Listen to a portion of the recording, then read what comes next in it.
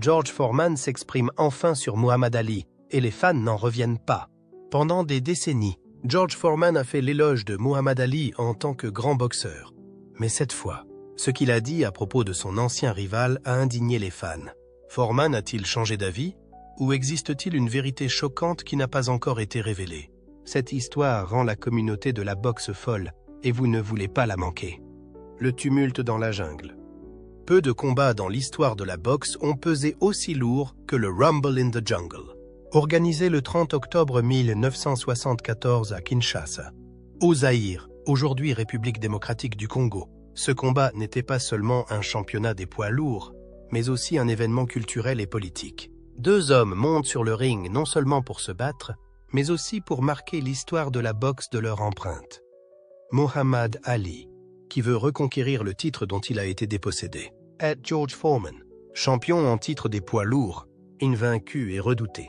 À l'époque, George Foreman est le champion des poids lourds le plus redouté au monde. 7 ans plus jeune qu'Ali, il était une force avec laquelle il fallait compter. Et il avait complètement éliminé Joe Frazier et Ken Norton, qui avaient tous deux donné du fil à retordre à Ali. Foreman n'avait jamais perdu, et sa capacité de frappe pouvait mettre n'importe qui KO en quelques rounds. La plupart des experts, des journalistes et des fans pensaient qu'Ali n'avait aucune chance de gagner. Ils pensaient qu'Ali n'était plus dans la fleur de l'âge et qu'il n'avait plus la force de résister aux coups de poing tonitruants de Foreman. Certains craignaient même pour la sécurité d'Ali, car Foreman pouvait mettre fin au combat d'un seul coup de poing précis. Mais Ali n'a jamais été du genre à suivre un scénario. Il n'était pas seulement un combattant, mais aussi un stratège de génie. Il avait compris que pour vaincre Foreman, il ne pouvait pas jouer le jeu conventionnel. Il planifie donc une stratégie totalement nouvelle, quelque chose que personne n'avait osé faire auparavant. Lorsque la cloche retentit, au lieu de se déplacer rapidement et de garder ses distances comme beaucoup s'y attendaient, Ali fit quelque chose que personne n'aurait pu prévoir. Il s'adossa aux cordes, n'évitant pas, ce qui permit à Foreman de l'attaquer à plusieurs reprises. Foreman, avec sa puissance brutale, lance une série de coups de poing. Chaque coup est aussi lourd qu'un marteau et frappe le corps, les côtes, les épaules et la tête d'Ali. La foule est stupéfaite. Les commentateurs sont confus. Les supporters d'Ali commencent à s'inquiéter. Ali était-il fou? Avait-il mal calculé? Foreman, avec sa puissance, avait mis KO de nombreux adversaires en quelques rounds seulement. Mais pourquoi Ali s'était-il laissé battre de la sorte? Personne ne sait qu'Ali met en œuvre une tactique qui deviendra plus tard légendaire. Rope a dope, une tactique qui pousse les adversaires à se frapper eux-mêmes jusqu'à l'épuisement. Ali ne riposte pas beaucoup. Il se concentre uniquement sur la défense. Il s'appuie sur les cordes, accroupi, bloque avec ses bras et ses gants, empêchant les coups de Foreman d'atteindre leur pleine puissance. Les cordes ont absorbé une partie de la force des coups de poing, aidant Ali à minimiser les dégâts. Foreman n'a pas réalisé ce qui se passait. Il a continué à donner des coups de poing sans mettre Ali à terre, coup de poing après coup de poing. Mais Ali restait debout. Cela commençait à frustrer Foreman. Il n'avait jamais rencontré quelqu'un qui pouvait résister à ces coups aussi longtemps. Foreman continua à donner tout ce qu'il avait, espérant mettre Ali KO le plus rapidement possible. Mais il ne savait pas que chaque coup de poing qu'il donnait était une perte d'énergie. Pendant ce temps, Ali ne se contente pas d'encaisser les coups. Il les étudie. Il observe le rythme des coups, lit les mouvements de Foreman, ressent la puissance de chaque coup. Et comme le combat dure plus longtemps que prévu, Foreman commence à se fatiguer. À partir du 5e round, quelque chose a changé. Foreman respire difficilement, transpire abondamment. Ses coups de poing n'étaient plus aussi puissants qu'auparavant. Ali, quant à lui, est alerte et prêt. Au 8e round, Foreman est épuisé. Ali saisit l'occasion qui s'offre à lui. Il se libère des cordes, changeant brusquement le rythme du combat. Dans un élan de vitesse, Ali décoche une série de coups de poing rapides comme l'éclair. Foreman, épuisé, ne peut pas réagir. Les coups de poing d'Ali étaient précis, puissants, et visaient à plusieurs reprises la tête et le visage de Foreman. C'est alors que survient le moment fatidique. Un coup de poing précis atterrit sur le menton de Foreman. Il chancelle, perd l'équilibre et s'écroule sur le tapis. Le monde retient son souffle. Le champion invaincu, qui a écrasé tous ses adversaires, est maintenant au sol. L'arbitre commence à compter 1, 2, 3, 4. Foreman tente de se relever, mais ses jambes n'ont plus de force. 5, 6, 7. La reine rugit et les fans d'Ali sautent de joie. 8, 9, 10. Foreman ne peut plus continuer. Ali a gagné. Ali a gagné. Muhammad Ali, qui avait été mis en doute et considéré comme un outsider, a battu le champion invaincu. Il regagne le titre mondial des poids lourds, devenant une légende vivante de la boxe. Cette victoire n'est pas seulement une victoire, c'était une déclaration. Ali n'était pas seulement un grand boxeur, mais aussi un génie tactique. Il a utilisé l'intelligence pour vaincre la force, créant ainsi l'une des plus grandes remontées sportives. Foreman perd son titre et entre en crise. Il s'effondre, quitte la boxe pour une longue période avant de revenir plus tard et de poursuivre sa légende. La tactique du rope-a-dope est devenue légendaire. Depuis, de nombreux boxeurs ont essayé d'imiter Ali, mais personne ne peut le faire aussi bien que lui. Peu. Ce combat restera à jamais dans l'histoire, non seulement en raison de son résultat, mais aussi de la manière dont Ali l'a emporté, de l'esprit d'un homme qui n'a jamais abandonné, et de l'héritage qu'il a laissé au monde de la boxe. Mais à quel prix? Foreman ne tardera pas à découvrir à quel point les choses peuvent devenir insensées. La controverse a duré des années. Ali a non seulement vaincu Foreman, mais il a également étonné le monde entier par la supériorité de sa tactique et de son intelligence. Avant le combat, la plupart des gens pensaient qu'Ali n'était plus dans la fleur de l'âge et qu'il aurait du mal à tenir tête au puissant Foreman. Foreman était à l'époque un boxeur invaincu, célèbre pour sa capacité à mettre ses adversaires au tapis dès les premières rounds. Ses victoires dominantes sur Joe Frazier et Ken Norton, deux hommes qui avaient battu Ali, ont conduit de nombreux experts à penser que ce combat serait à sens unique. Cependant, la victoire n'est pas sans controverse. Pendant des années après le combat, George Foreman s'est interrogé sur l'équité des conditions au Zaïre et sur les facteurs qui, selon lui, ont contribué à sa défaite. Deux des sujets les plus controversés étaient les conditions du ring et la rapidité du décompte de l'arbitre.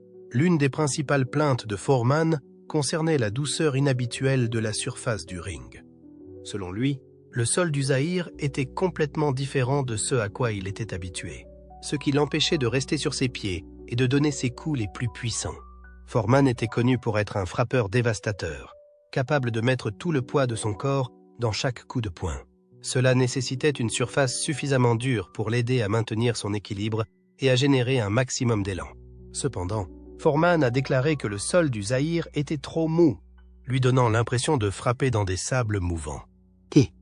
Des années plus tard, lors d'interviews, Foreman a affirmé qu'il ne s'agissait pas d'une coïncidence, mais d'une stratégie visant à affaiblir son pouvoir. Il savait que si je ne pouvais pas me tenir debout, je ne pourrais pas libérer ma puissance, a déclaré Foreman. Plusieurs experts en boxe ont analysé la vidéo du combat et s'accordent à dire que la surface semblait plus molle que d'habitude. Cependant, aucune preuve concrète ne permet d'affirmer qu'il s'agissait d'un acte intentionnel visant à affaiblir les capacités de Foreman. Les organisateurs du combat n'ont pas non plus admis avoir modifié le ring avant le combat. Une autre controverse concerne la façon dont l'arbitre Zach Clayton a compté lorsque Foreman a été mis KO au 8e round. Selon Foreman, Clayton a compté trop vite, ne lui laissant pas assez de temps pour se relever. Les partisans de ce point de vue soutiennent que si Foreman avait disposé de quelques secondes supplémentaires, il aurait pu se relever et poursuivre le combat. Les images montrent Clayton en train de compter à un rythme normal. Mais pour un combattant aussi épuisé que Foreman, chaque seconde compte. Certains experts estiment que même si Clayton avait compté plus lentement, Foreman n'aurait pas récupéré assez vite pour poursuivre le combat. À l'inverse, les partisans de Foreman estiment qu'il aurait dû être autorisé à tester sa capacité à poursuivre le combat. Foreman lui-même l'a répété à plusieurs reprises au cours de sa carrière. « Je n'étais pas KO, j'étais juste épuisé. Si j'avais eu quelques secondes de plus, les choses auraient peut-être été différentes. » Malgré la controverse, la bataille dans la jungle est toujours considérée comme l'un des plus grands combats de l'histoire de la boxe. La victoire d'Ali lui a non seulement permis de reconquérir son titre, mais elle a également confirmé son statut de plus grand boxeur de tous les temps. Foreman, quant à lui, a été hanté pendant des années par cette défaite. Après le combat, il n'a jamais retrouvé sa forme d'antan. Cependant, en 1994, Foreman réalise un nouvel exploit en devenant le champion poids lourd le plus âgé de l'histoire, en reprenant son titre à l'âge de 45 ans. Aujourd'hui, si la controverse autour du combat de 1974 demeure, il est indéniable que Muhammad Ali et George Foreman ont tous deux laissé une trace indélébile dans l'histoire de la boxe. Ali, grâce à son intelligence et à ses compétences supérieures, a remporté un combat emblématique. Ed Foreman, malgré sa défaite, reste l'un des plus grands boxeurs de tous les temps. Qu'en pensez-vous? Foreman était-il injustement dépassé dans ce combat, ou Ali était-il tout simplement trop bon? Mais le coup le plus dévastateur que Foreman ait subi n'a peut-être pas été un coup de poing, mais les mots d'Ali. Jeering. Dès l'annonce du combat, Muhammad Ali l'a ouvert non pas avec ses poings, mais avec ses mots. Il ne s'est pas contenté de combattre George Foreman sur le ring. Il l'a attaqué dans son esprit. Ali avait déjà eu recours à cette stratégie, mais jamais de manière aussi cruciale que cette fois-ci. Foreman n'était pas un adversaire ordinaire. C'était une machine de démolition imbattable, qui avait complètement écrasé Joe Frazier et Ken Norton, les boxeurs qui avaient autrefois inquiété Ali. Mais Ali ne se laisse pas décourager pour autant. Il qualifie Foreman de lent, de maladroit et de peu sophistiqué. Il se moque du style de combat de Foreman, le qualifiant de géant sans âme comparé aux légendes qu'il a affrontées. Ali ne voulait pas seulement gagner le combat, il voulait enlever Foreman avant le coup d'envoi. Il affirme que les précédents adversaires de Foreman ont été soigneusement sélectionnés pour convenir à son style de combat et que Foreman n'a jamais été véritablement mis à l'épreuve. « Tu n'es pas un vrai champion tant que tu ne m'as pas combattu », déclare Ali. Ce fut un coup psychologique dévastateur. Foreman, qui a bâti sa carrière sur la peur de ses adversaires, n'a pas l'habitude d'être la cible d'attaques psychologiques.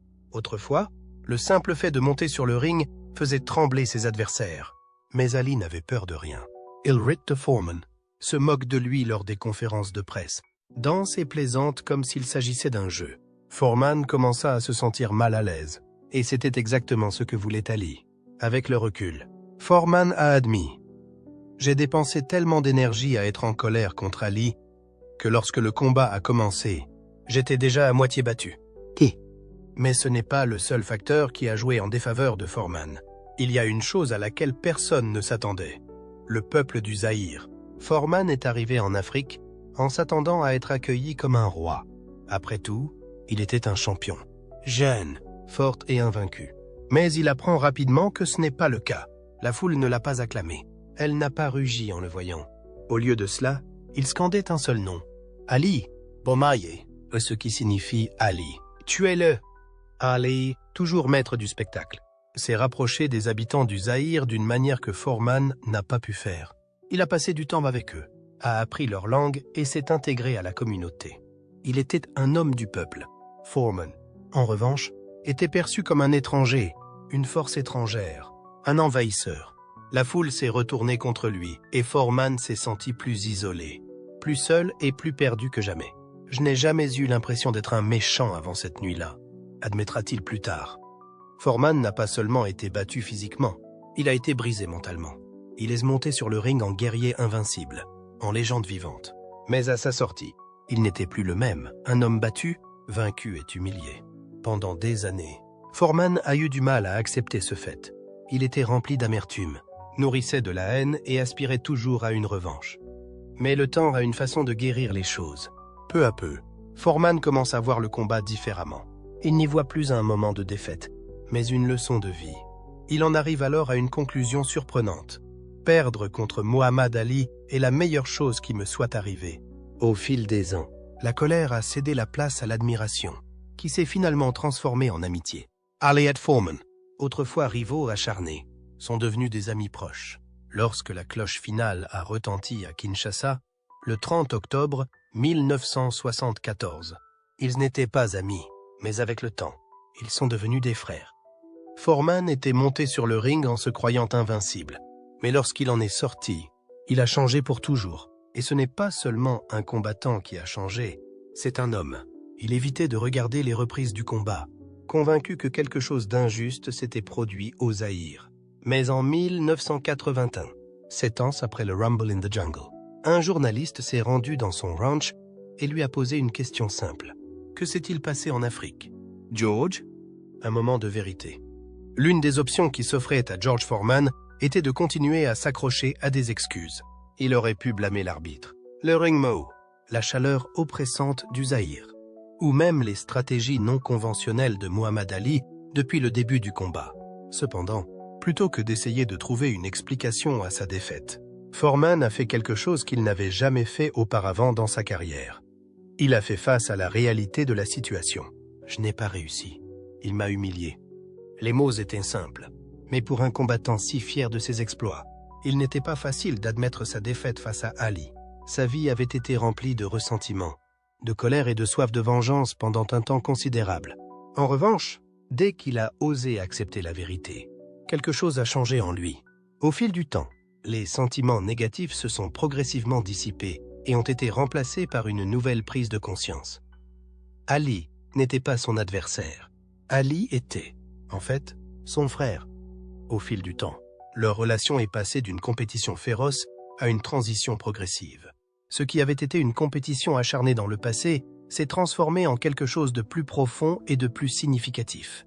Au début, deux hommes qui se trouvaient auparavant de part et d'autre du ring ont commencé à rire ensemble, à partager des souvenirs et, surtout, à se respecter l'un l'autre. À de nombreuses reprises, Foreman a expliqué que son opinion sur Ali avait changé au cours de sa vie. Lorsqu'il était un jeune combattant, il avait l'impression qu'Ali était arrogant et moqueur. Pour Foreman, Ali était plus qu'un simple combattant. C'était un homme qui pouvait contrôler ses adversaires par la parole. Cependant, en y réfléchissant, Foreman s'est rendu compte que les déclarations d'Ali n'étaient pas le résultat d'une animosité. Le jeu de l'esprit d'Ali, qu'il avait perfectionné jusqu'à en faire un art, utilisait ces éléments dans le cadre d'une stratégie. Au fil du temps, l'adoration de Foreman pour Ali n'a cessé de croître. À un moment donné, il a qualifié le combat qui s'est déroulé au Zaïre de la chose la plus astucieuse qui ait jamais été faite dans le monde du sport. Ali a réussi à le vaincre non seulement grâce à sa puissance physique, mais aussi grâce à son intelligence, à sa patience et à ses incroyables stratégies. Foreman était conscient du fait que le combat qui s'est déroulé cette année-là était plus qu'un simple combat de boxe. Il s'agissait plutôt d'une partie d'échecs qu'Ali avait habilement jouée. Quelques années plus tard, ils se sont liés d'amitié. Ils se retrouvaient lors de réunions, parlaient et plaisantaient sur les moments qu'ils avaient vécus auparavant. En plus d'être une figure légendaire sur le ring, Foreman s'est rendu compte qu'Ali était aussi un être humain au grand cœur. Lorsqu'ils ont tous deux assisté à la cérémonie des Oscars en 1996, ce fut l'un des moments les plus émouvants de leur amitié. Le documentaire When We Were Kings, qui retrace leur combat historique au Zaïre, a été nominé pour les Oscars ce soir-là et a remporté le prix. Pour Foreman, cet événement n'était pas seulement l'occasion de rendre hommage à la personne qui a eu un impact profond sur sa vie, mais aussi de reconnaître un combat célèbre qui s'est déroulé dans le monde entier. Cependant, à ce moment de sa vie, Ali n'était plus le guerrier plein de vie que le monde entier avait appris à connaître. La maladie de Parkinson l'avait privé de sa mobilité, de sa force et de son agilité. Il était incapable de se déplacer seul. Au moment où Ali s'est levé pour réclamer sa médaille, ses pas étaient faibles et lourds. Monter les escaliers était un défi pour lui. Par ailleurs, George Foreman a pris l'initiative sans hésiter. Même si des millions de personnes le regardent, Foreman ne se préoccupe pas de leurs yeux. Ni l'histoire, ni la rivalité, ni les affrontements sur le ring ne l'intéressent. Ce n'est plus l'adversaire qui a triomphé de lui au Zaïre qui se tient devant lui, mais un copain et un frère qui a besoin de son aide. Le bras d'Ali est doucement pris par Foreman, qui l'aide ensuite à monter les marches. Bien qu'il s'agisse d'une action apparemment insignifiante, elle contient la signification d'un long voyage de l'animosité à l'amitié. Ali avait été celui qui avait fait tomber Foreman de sa position plusieurs années auparavant. C'est Ali qui a été relevé par Foreman à ce moment-là. Dans l'auditorium, le silence est total et de nombreux spectateurs ne parviennent pas à contenir leurs émotions. Au cours de cette période, il a été démontré que le sport ne se résume pas à la victoire ou à la défaite. L'esprit, la maturité, le pardon et l'humanité sont autant d'aspects significatifs dans ce contexte. La compétition qui a passionné le monde entier s'est transformée en quelque chose de tout à fait différent. Elle s'est transformée en une histoire de pardon, du lien qui existe entre deux individus qui, à l'origine, s'affrontaient mais qui, en fin de compte, ont découvert une relation plus profonde que n'importe quelle victoire ne pourrait jamais offrir. Et c'est peut-être le triomphe le plus important des deux. Fraternité. En 2012, Les sentiments de George Foreman à l'égard de Muhammad Ali avaient subi une transformation significative et complète. « Nous nous sommes battus en 1974 », a déclaré Foreman lors d'une interview accordée au Daily Telegraph. Un commentaire qui a beaucoup surpris. Cela s'est passé il y a très longtemps. Nous étions les meilleurs amis du monde après 1981. Et c'est en 1984 que nous sommes tombés amoureux. De toute ma vie, je n'ai jamais été aussi proche de quelqu'un que de Muhammad Ali. Un très grand nombre de personnes ont été déconcertées par ce commentaire, d'autant plus qu'elles se souvenaient de la colère de Foreman après sa défaite lors du combat au Zaïre. D'un autre côté, ce commentaire était parfaitement logique pour ceux qui avaient suivi leur voyage. Ali et Foreman n'ont pas seulement combattu dans un combat qui est entré dans l'histoire, mais ils ont également eu une histoire ensemble. Ils avaient fait l'expérience de ce que c'était que d'être au sommet ensemble, d'être au bas de l'échelle ensemble, de traverser des épreuves ensemble. Et en conséquence, ils étaient devenus de meilleures personnes ensemble. Avec le temps, l'affection de Foreman pour Ali s'est accrue. Le fait qu'Ali lui ait donné de précieuses leçons, non seulement en boxe mais aussi dans la vie, est une chose qu'il reconnaît souvent. L'homme qui l'a vaincu lui a enseigné les vertus de l'humilité, de la résilience et du pardon tout au long de leur vie commune. Foreman n'a pas hésité à exprimer ses remerciements à Ali dans plusieurs interviews. Il est même allé jusqu'à dire que la défaite qu'il avait subie au Zaïre était la meilleure chose qui pouvait lui arriver. « Si j'avais gagné cette bataille, je n'ai aucune idée du genre de personne que je serais devenu. Mais je suis devenu une meilleure personne à la suite de ma défaite. De plus, je remercie Dieu pour Muhammad Ali. » Foreman s'est rendu compte que s'il n'avait pas connu ce revers, il n'aurait probablement pas eu la chance de réfléchir à sa propre personnalité, de se développer et d'apporter des changements dans sa vie. C'est grâce à cette défaite qu'il a pu surmonter son arrogance et sa colère et découvrir la paix mentale.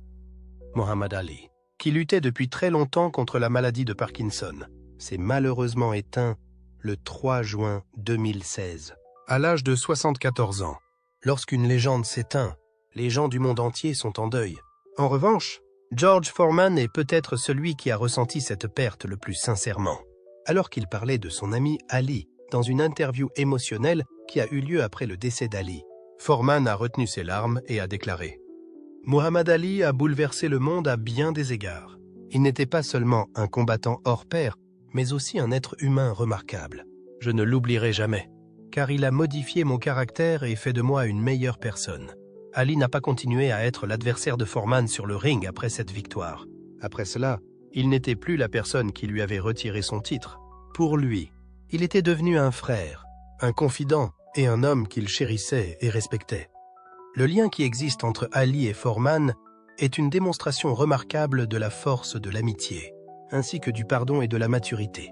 La rivalité qui a commencé comme l'une des plus intenses du monde de l'athlétisme s'est transformée en quelque chose de bien plus attrayant. L'amour et le respect mutuel ont permis à deux hommes qui se trouvaient auparavant dans des camps opposés de trouver un terrain d'entente. Muhammad Ali était plus qu'un boxeur, a déclaré Foreman à propos de Muhammad Ali. Nous avons tous reçu une bénédiction de sa part. De plus, j'ai eu la chance de pouvoir l'appeler un ami. Alors, quelle était la chose que Foreman a dite et qui a rendu Muhammad Ali et ses fans furieux? Attachez vos ceintures, car cela va vous choquer. La confession de George Foreman a laissé les fans furieux. Plus de 40 ans plus tard, alors que les souvenirs de cette nuit légendaire s'étaient estompés, George Foreman fit une révélation choquante. Il a admis qu'en montant sur le ring, il n'avait qu'une seule idée en tête. Muhammad Ali ne boxerait plus jamais. La déclaration de Foreman a choqué la communauté des boxeurs. Foreman voulait-il tuer Muhammad Ali? L'idée d'une intention aussi brutale a choqué et indigné de nombreux fans.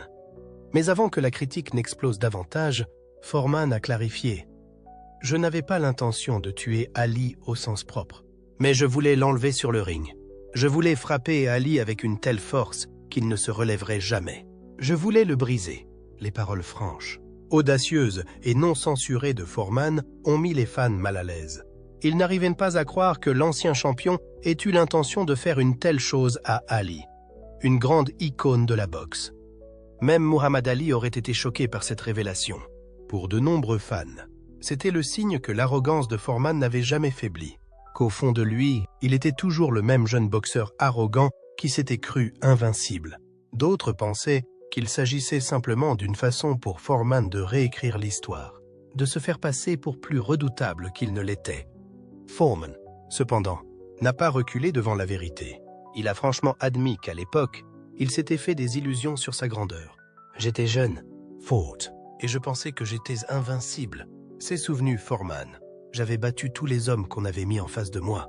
Je pensais qu'Ali ne serait pas différent. » Foreman s'est lancé dans le combat avec la ferme intention d'éliminer Muhammad Ali. Mais à la fin, c'est lui qui était allongé sur le sol, luttant pour se relever. Après cette défaite, Foreman sombre dans le désespoir. Il disparaît de la scène de la boxe et passe des années à chercher un sens à sa vie. Foreman a dit un jour qu'il avait traversé une période d'amertume et de ressentiment, mais que peu à peu, ses émotions négatives s'étaient estompées. Au lieu de cela, quelque chose de miraculeux s'est produit. Une amitié est née entre Foreman et Ali. Les deux hommes qui avaient été des rivaux acharnés sont devenus les amis les plus proches. « J'aime Ali », dira Foreman des années plus tard. « Il a changé ma vie d'une manière que personne n'aurait pu imaginer. » Ali et Foreman se retrouveront souvent dans les années qui suivront. Non pas en tant que rivaux, mais en tant que vieux amis. Des combattants qui se sont battus bec et ongles sur le ring, mais qui ont trouvé un terrain d'entente l'un avec l'autre. Ennemis jurés dans leur jeunesse. Ils sont devenus au fil du temps des amis intimes qui comprenaient mieux que quiconque la douleur, la gloire et les leçons de la victoire et de la défaite. Chaque fois qu'ils se rencontraient, ils s'asseyaient ensemble et se remémoraient le grand combat de 1974. Ils riaient en se rappelant comment Ali avait murmuré des mots provocateurs à l'oreille de Foreman en plein combat, ce qui avait provoqué la colère de Foreman et l'avait poussé à donner de gros coups de poing, avant de se rendre compte qu'Ali avait joué un meilleur jeu. « Je t'ai dit que ça ne faisait pas mal et tu t'es énervé. » plaisante Ali.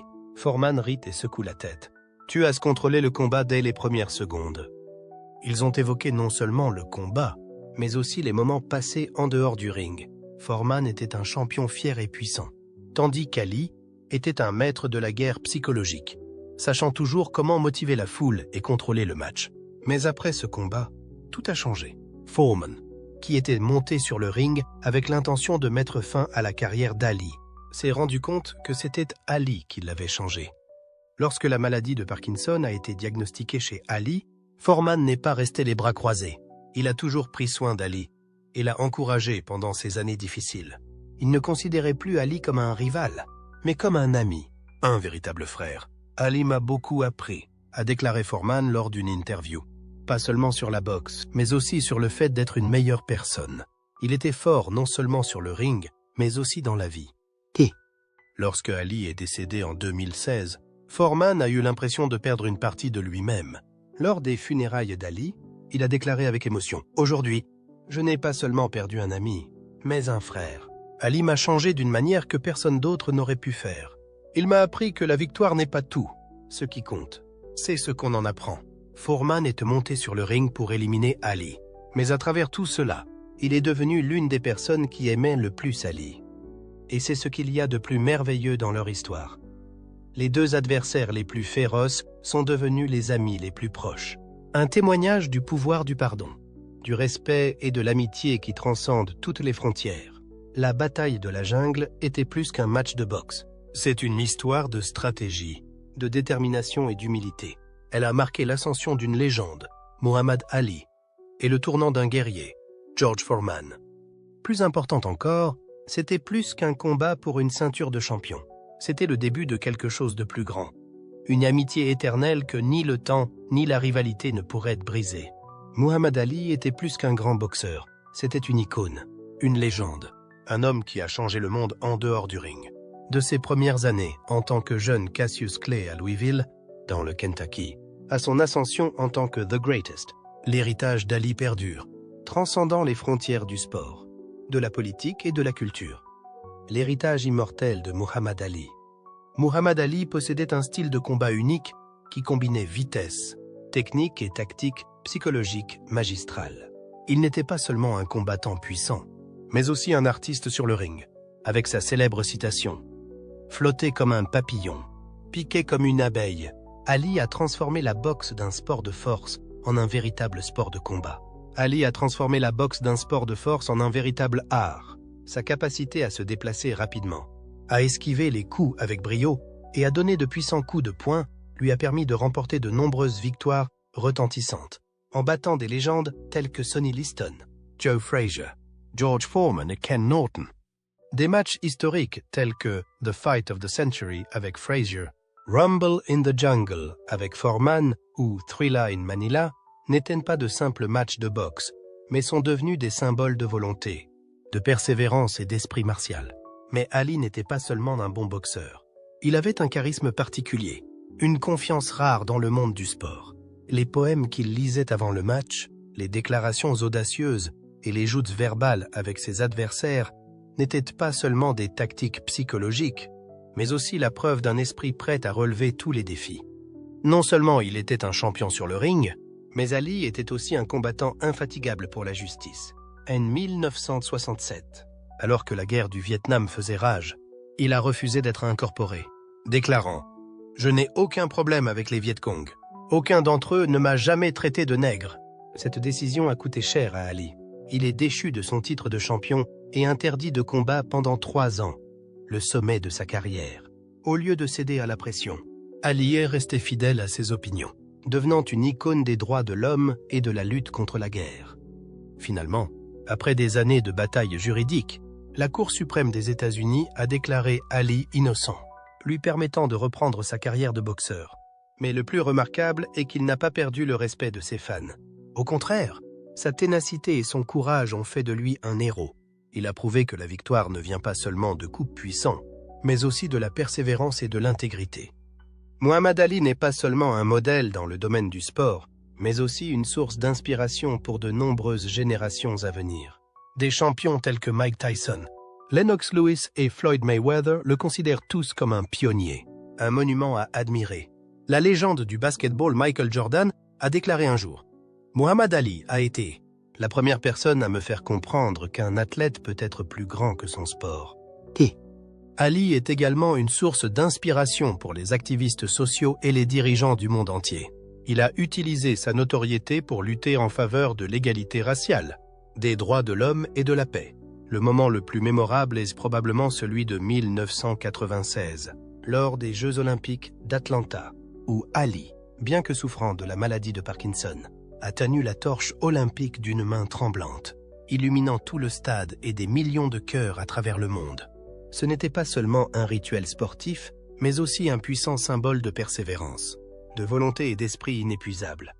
L'une des histoires les plus touchantes concernant Ali est l'amitié entre lui et George Foreman, son adversaire lors du match historique Rumble in the Jungle en 1974.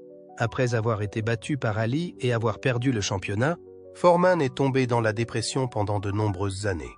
Mais au lieu de se considérer comme des ennemis, Ali et Foreman sont progressivement devenus des amis proches. Ils se rencontrent souvent, se remémorant le combat qui a changé leur vie. Ils riaient de leur ancienne querelle, partageant des souvenirs et, surtout, avaient un profond respect l'un pour l'autre.